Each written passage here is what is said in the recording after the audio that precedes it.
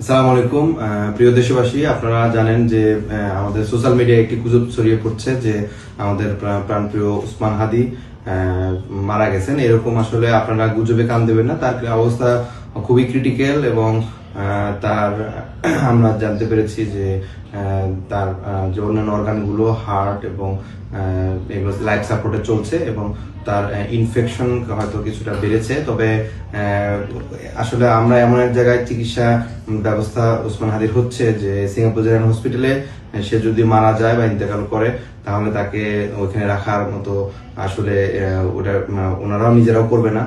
তো এটা বাংলাদেশের মতো কোনো পরিবেশ না যে জোর করে বিভিন্ন জনকে আইসিইউতে যেভাবে রাখে, এরকম কোনো সিচুয়েশন আসলে ওইখানে করার কোনো সুযোগ নেই। যদি তার অবস্থা খুবই সংকটাপন্ন হয় এবং তাকে যদি ডেথ ডিক্লেয়ার করতে হয় সেক্ষেত্রে তারা সাথে সাথে করে ফেলবে। তো যে গুজব আপনারা বিভিন্ন দিকে দেখছেন সেই গুজবে কান না দিয়ে আপনারা তার জন্য দোয়া করেন। সে স্টিল ফাইট করছে এবং আমরা সবাই দোয়া করি যে সে যেন আবার কামব্যাক করে। আর আপনারা সবাই তার জন্য দোয়া করবেন, তার পরিবারের জন্য দোয়া করবেন। ধন্যবাদ।